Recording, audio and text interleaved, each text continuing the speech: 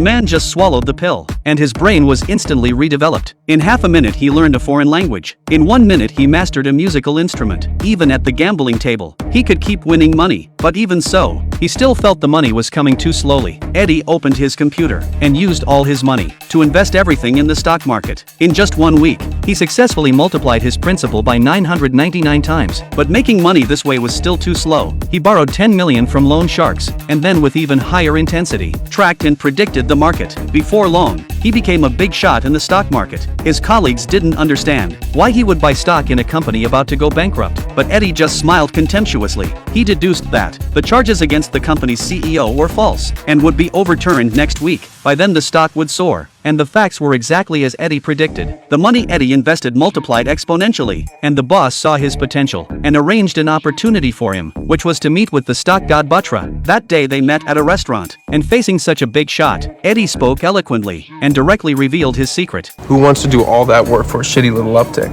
It's not the visceral kind of spike you want in short-term holding, so I dispensed with all the hard statistics and I went right to the rumor mill. So you bought your stocks based on what? The Tom-Toms meeting on the street? Sure. The share prices aren't really based on how a company works. It's about how mass psychology works. So if I found certain algorithms in the perception of a stock. Pattern recognition. That's your snake oil.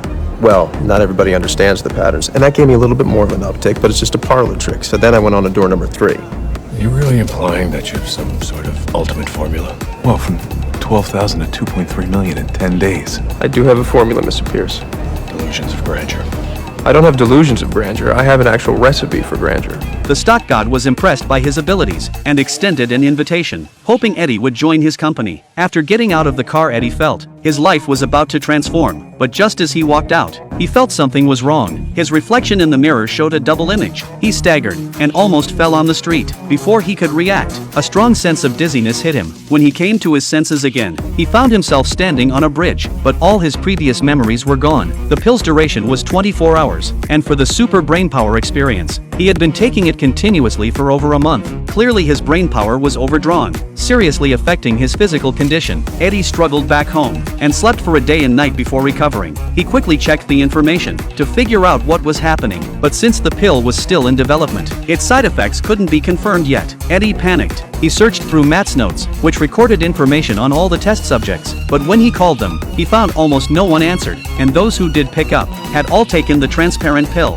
and died for various reasons. Eddie never imagined the pill's side effects were this severe. He finally managed to contact one person, but when he saw her, he found she was in terrible condition, tormented by the pill's side effects. The woman said that half a month ago, she was still the company's top salesperson, but after taking the pills continuously for 2 months, her mind suddenly started blanking out. She experienced memory loss symptoms every day. In just 1 day, she aged 80 years. Her bodily functions began to deteriorate, and doctors couldn't treat her either. She warned Eddie not to use the drug anymore, or he would end up just like her. One would think that Eddie would stop using the pills, but instead he took them more aggressively than before, because to escape the fate of being a loser, he had to go all in. Eddie used all the money he earned to set up a laboratory to develop this pill. This way, he would have an unlimited supply. At the same time, he went to that company and used his IQ to create amazing results for them. As long as he could keep making money, he could keep doing experiments and continue researching ways to eliminate the side effects. After learning everything there, Eddie decided to quit and start his own company.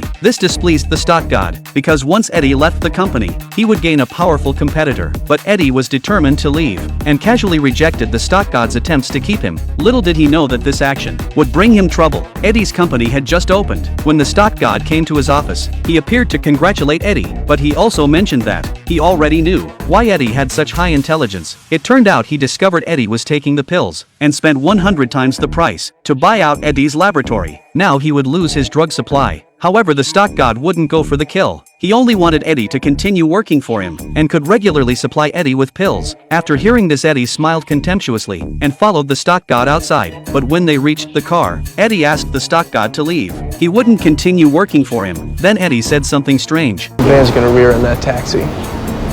What? The driver's distracted. He's texting. He's going 30 miles an hour. He's 60 feet to stop. He doesn't have room. What the? The stock god didn't know that Eddie's brain had developed to 200% and no longer needed to rely on this drug. Eddie touched the stock god's heart and instantly diagnosed his heart problem and provided professional diagnostic advice. After hearing all this, the stock god left dejectedly, while Eddie walked away coolly to meet his girlfriend at a restaurant for a date. With his high intelligence, Eddie, from that moment on, would have a happy life. 大大明啊，兩個豬油餅請中小龍蝦，安全不要給我圍巾啊！圍巾會保護你的衣服。可是會把我當zanzo啊！